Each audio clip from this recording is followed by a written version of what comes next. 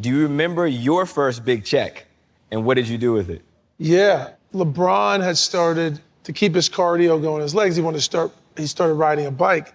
So I started doing it. We did this thing. My dad would go with us. Randy, LeBron's chief of staff, would go with us, and we ride bikes in the Metro Park. And there's a trail. And some days we started off doing like 10 miles. We worked it up to we were doing like 40 miles. And through that, I started to think about two things. The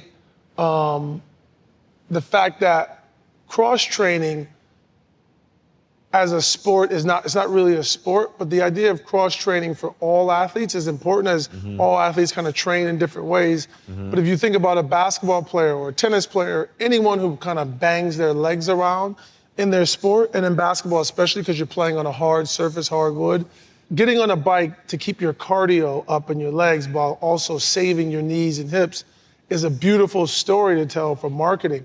So I started to think about how do we translate LeBron's love of bike riding to a marketing story to then become a business. So my first idea was we should buy an old bike company and try and revamp it. The one I wanted to buy was Schwinn.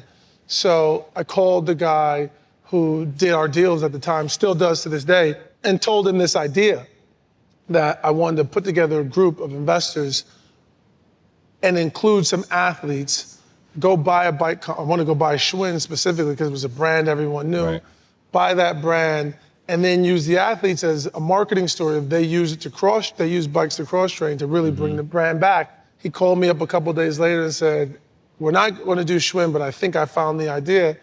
You got to fly to New York and meet with a guy who owns this bike company called Cannondale," which I had never heard of at the time. But I flew up here, met with the guy. It was the first time I learned about private equity. I was the guy ran a private equity firm. I didn't even know what that was. Right. And he was open to making a deal with us. And we made the deal for LeBron to purchase a piece of the company. And LeBron, again, just being a guy who's empowering and goes for it, didn't take money from the company. He wrote a check to the company to purchase a piece. And then LeBron got some more equity for giving his name, likeness, and image to it. And then the guy taught me what sweat equity was. He says, "I'm going to give you some of it, Mav, a little piece of the equity for the work, because you're going to have to do this work." He's like, "I don't know how to do this marketing, storytelling thing you're talking about." And I knew it a bit from working at Nike. I was just taking my skills I learned at Nike and applying them to a different category. I wasn't reinventing the wheel. And we did it, brought on a couple athletes, a tennis player, and got going, got traction. That's when LeBron started this bike event that he did in Akron every year called the Bike. I started riding a bike pretty avidly. And then a year and a half later, the guy called me up one day and says, "We're going to sell Cannondale for a big profit. You guys are going to do fantastic." And we sold the company to a big company called Doral Industries. And LeBron made 3.5 or 4 times his money, and I got a check. It's the first time I had ever got a real check. I was like, I think I got like $75,000 or close to $100,000. I couldn't believe it. I was like, first off, it was the money, obviously, but more than the money, it was like that idea worked. Right. Like the thing I thought about, it contributed, it worked. We had the idea, we executed, we found the right partner. And I learned a lot going through that. It's funny, on LeBron's desk in his office in Ohio, he has a plaque. Amongst all of his plaques, 4 MVPs, rings, he has a plaque from some business group that's like a crystal plaque that says Cannondale, the turnaround of the year. Like because he was one of the owners, right. And they turned the business around in a year and a half, and it won at this business awards. It won the turnaround of the year award. So it's a cool award when you think about more than an athlete, and he got that back in 2006. A lot of my friends gonna be watching this video. My niggas I grew up with, and y'all think that I'm gonna do for you what LeBron did for Mav. And I can tell you niggas right now, I'm not giving you bitch ass niggas shit. Nah, I'm just fucking with y'all. I love my friends, man, and this is a very good story about why you got to have people close to you who you trust and who you know and who you love. Because strangers would not do what Mav just did. I'm going to break it down for y'all. My ducks, my swans, welcome to to the pond. My name is Dorian from Group82Music.com, and right here we got Maverick Carter, LeBron James' business manager, talking about how LeBron took his hobby of biking and turned it $200 million. Who is Maverick Carter? Maverick Carter is from Akron, Ohio. Maverick Carter was a senior at St. Vincent St. Mary's when LeBron was a freshman.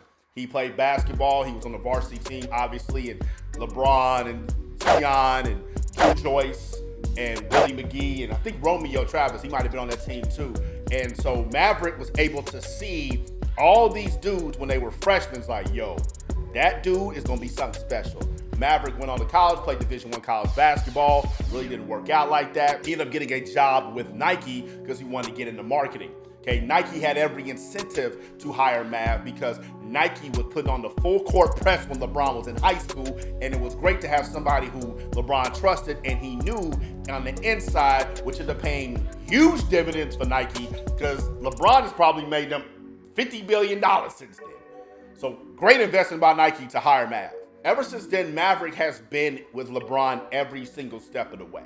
You see him courtside at games, you see him at award shows, and when it comes to business deals, this is really what Maverick does. You even see him talk on the shop. That is Maverick and LeBron's thing. LeBron's media platform, uninterrupted, that's him and Mav. So Mav is a very important person in LeBron's life and LeBron's business. But Maverick didn't have any formal training. He didn't know. He was learning as he was going. So imagine being 21, 22 years old, and you have what is essentially in business a golden goose like LeBron James, who's 16, 17 years old, who doesn't have any guidance either. And y'all have millions, hundreds of millions of dollars coming your way, and you have to learn how to navigate and make the right decisions. And this story right here, Mav talks about what happened. LeBron went down to Miami. He took up biking to save his hips and knees. And instead of us saying, hey, let's do a sponsorship, let's go buy a bike company, he wanted to buy Schwinn. Schwinn's high level. Schwinn's like, we ain't fucking with LeBron. He plays basketball. Fuck him. There was a company called Cannondale. And around this time in 2003, 2004, they were in trouble. They had shifted over to motorsports, motorbikes, but they weren't selling very well. And they had filed for bankruptcy protection because they were losing money on every bike sold. Imagine having a business and every time you make a sale, you losing money. That's what was going on with Cannondale. So because of that, when Maverick and LeBron start shopping their idea around, Cannondale hopped right on. They didn't care that LeBron played basketball. This is somebody who can bring brand recognition, is a very powerful influencer to their company. Maverick had never heard of Cannondale, but that didn't stop them from doing the deal. I got a video about how I asked Nipsey Hussle for a feature. And one of the criticisms inside it was like, how you gonna ask Nipsey for a feature and you aren't even familiar with Marathon? I don't know every nigga's brand. I know I'd watch Nipsey interviews. I know he was from LA. I know I listen to the music. I'm like, you know what? I'm about to shop and see how much the feature is from him.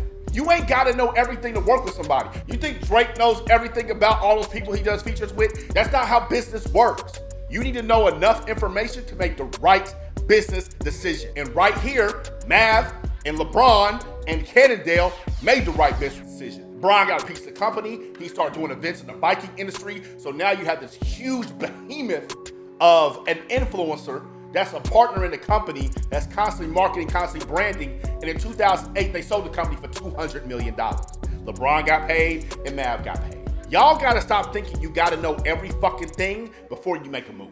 It's the reason a lot of y'all ain't doing shit. It's paralysis by analysis. What does that mean? You get paralyzed by thinking too goddamn much. Stop thinking so much. We live in an information age. Get the information you need, analyze the risk, and then try the shit and execute and see what works. Sometimes it works, sometimes it doesn't. But you gotta put yourself in the fucking game. Why do y'all think I make so many goddamn videos? You think I like yelling at a camera? You think I like going into the comments and arguing with you motherfuckers?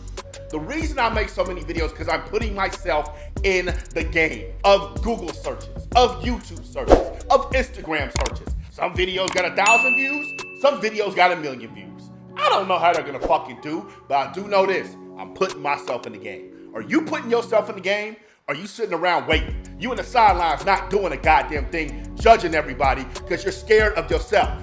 Is that what you're doing? Or do you want to put yourself in the game? You want to put yourself in the game, you click the links. Instagram, click the link in the bio. YouTube, click the link in the box. Purchase one of our packages for 60% off right now. I'm out the pod. Y'all stay tuned. Getting buckets every quarter. Filling pockets every owner. Fetty's coming at the donors. Killing like a Michael Porter. 82music.com.